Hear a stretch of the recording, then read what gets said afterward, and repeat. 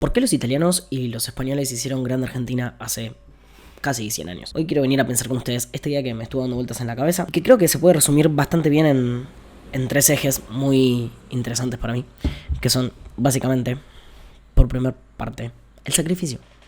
Si tenés algún familiar italiano o español que haya venido, y en especial que haya venido en el momento donde Argentina estaba siendo cada vez más grande, más o menos entre 1900 y 1940, la mayoría venía con una actitud muy sacrificial.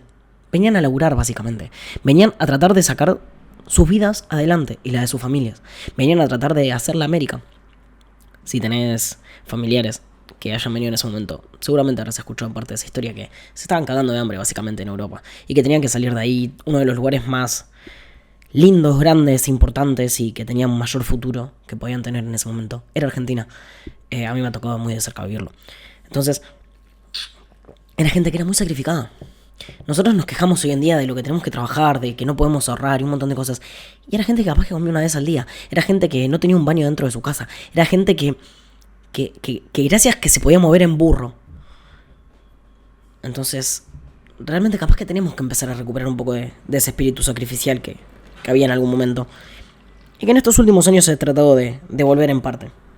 Se ha tratado de correr un poco el eje de la discusión pública y venir a decir, che, capaz que lo que estuvimos viendo estos últimos años fue inflado artificialmente y no es la realidad. Y para poder vivir realmente bien, deberíamos de empezar a sacrificarnos un poco más, pensando en el futuro y tratando de entender que las cosas llevan tiempo. Y que si no hay un sacrificio presente, ese futuro que queremos, que esperamos, que anhelamos, nunca va a llegar. Y esto nuestros antepasados lo entendieron muy bien. Es muy raro que veas a algún italiano o algún español que haya venido en esa época y que te diga que era viva la pepa, básicamente. O que en España se estaba mejor, o que en Italia se estaba mejor de lo que se estaba en Argentina en esa época. No, era gente que realmente la sufría y era gente que realmente vino a sacrificarse. Y gracias a que ellos se sacrificaron, la Argentina creció exponencialmente. Y la mayoría mejoró sus condiciones de vida frente a lo que tenían en ese lugar. Que después los caminos se diferenciaron un montón y Europa tomó otras riendas, Argentina tomó otro tipo de gobierno. Y las cosas terminaron siendo distintas a la larga en los siguientes 60 años después de eso. Pero bueno, estamos hablando de ese momento donde Argentina era grande y se había hecho grande.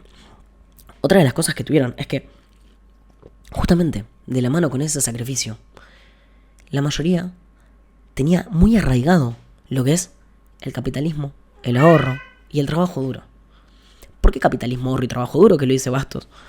Porque básicamente era gente que lo que ganaba lo reinvertía. Era gente que lo que ganaba lo atesoraba. Era gente que no gastaba plata en pelotudeces. Que no salía a patinarse toda la guita y disfrutarla en el momento y vivir con lo que tenían al día. Sino que era gente que lo que hacía era básicamente decir, bueno, yo sé de dónde vengo. Yo vengo de una situación muy, muy, muy mala. Y quiero tratar de dejarle algo mejor a mis hijos. Quiero tratar de tener una mejor condición de vida en los próximos 10, 15, 20, 30 años. ¿Y qué hacían? Laburaban, se rompían el lomo, se levantaban a las 5 de la mañana y se acostaban a las 9 de la noche. Y laburando todo el día y laburando de lunes a domingo. Y se sacrificaban. Capitalizaban sus ahorros. Y a lo largo del tiempo consiguieron lo que consiguieron. No necesariamente lo tenemos que capitalizar en el mercado bursátil, no, claramente. Y menos en esa época. Y menos con gente que gracias que apenas sabía leer y escribir y la mayoría ni siquiera eso. Pero algo de lo que hicieron muchísimos italianos y españoles fue construir, por ejemplo. Se capitalizaron en ladrillo. Algo que no se desvaloriza con el tiempo. Y fue gente que la entendió. Que trabajó muy duro. E incrementó su capital, incrementó su patrimonio. Frente a lo que tenían. De una Europa destruida. De una hambruna terrible. En la cual, gracias si comían una vez al día. Y lo entendieron muy bien. Y abrazaron esas ideas. Y muchos trataron de transmitírselas a sus hijos.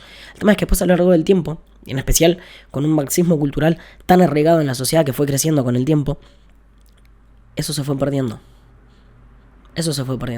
Muchos hijos, nietos de esa gente que vino, que se sacrificó, que construyó lo que pudo, que mejoró su calidad de vida de una manera increíble, con el tiempo lo perdieron. No necesariamente que lo perdieron físicamente, sino que perdieron esa mentalidad, perdieron ese espíritu. Fuimos una sociedad que en ese sentido fuimos como arruinada, arrebatada de lo más propio que teníamos en ese momento. Nos hicieron creer que las cosas se conseguían fácil, que se podía imprimir plata del aire, que no pasaba nada, que el Estado tenía que estar para darnos todo. Cuando esa gente eso no lo vio. esa gente todo lo grande que pudo hacer lo hizo gracias al fruto de su trabajo y de su esfuerzo. Y eso es lo que deberíamos de aprender a recuperar hoy en día. Esas son las raíces que deberíamos de aprender a poder mantener vivas. A poder decir, yo vengo de ahí. ¿Por qué no estoy diciendo lo que hicieron ellos? Si lo que hicieron ellos, sin siquiera saber leer y escribir, permitieron que Argentina crezca y que ellos salieran del lugar en el que estaban, ¿qué me hace creer que por hacer las boludeces que se plantean hoy en día, yo voy a estar mejor? Entonces, ahí hay algo muy interesante para pensar. Y conectándolo con esto mismo, es que ellos no dependían de un Estado. Que sí, que en Argentina existió un tiempo donde el Estado, por ejemplo, te prometía que venías y te regalaban tierras para que las empieces a trabajar y demás. Cosa que no estoy completamente de acuerdo, pero bueno, eso es tema para otro video. Pero ellos no conocieron, por ejemplo, lo que era la salud pública. Muchos lo que tuvieron que hacer, y que hoy en día, hasta el día de hoy, se conserva en más de 80 años de historia, querían salud, bueno, se juntaban entre ellos, ponían plata y gracias a esa capitalización privada podían generar clínicas donde atenderse. Entonces hoy en día tenemos el hospital alemán, el hospital británico, el hospital italiano, el hospital español. Y eso no es gracias al Estado, eso es gracias a esa gente que se sacrificó, que dijo, bueno, voy a poner mi puchito de plata acá, bueno, quiero ayudar a mi comunidad, bueno, gracias a que nosotros estamos juntos, vamos a hacer esto. O, por ejemplo, la gente del ferroviario que se juntaba y también generaba su sistema de capitalización privada. Y vemos que hay gente que, mucho antes de esta fiebre de decir, el Estado se tiene que encargar de todo, decían, no muchachos, nos tenemos que encargar nosotros, porque nosotros sabemos lo que es venir de la mierda y no queremos estar ahí. Entonces se sacrificaban un poquito más para poder sostenerse entre todos ellos, y eso es lo lindo que tiene. Cuando nos plantean que en especial en este último, hace un par de meses cuando estaba el Eternauta, muchos socialistas se hacían cargo de la idea de decir, nadie se salva solo. Y sí, por supuesto, los liberales también creemos en eso, nadie se salva solo. El creer que un liberal es o pregona la idea de un individuo atomizado, separado del resto, es que no entendió un carajo lo que significa hacerlo. Hayek lo planteaba muy bien con el individualismo verdadero y falso.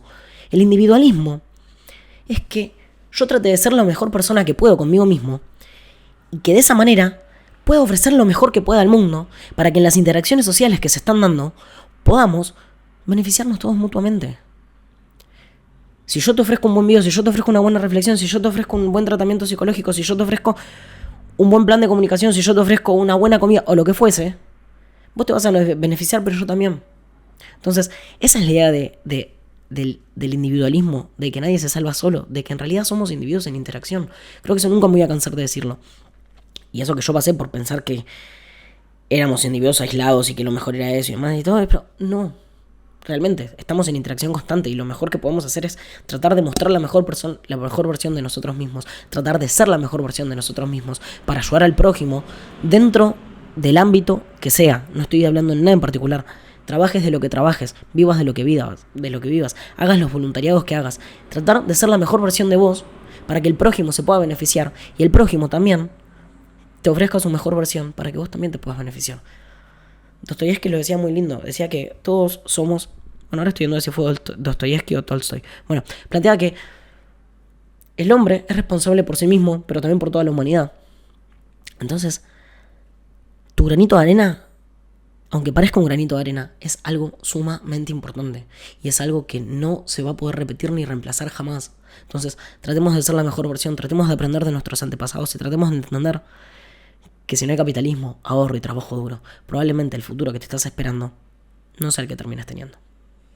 Espero que si te gustó lo puedas compartir, puedas reflexionar junto conmigo y nos estamos viendo acá la próxima. Saludos.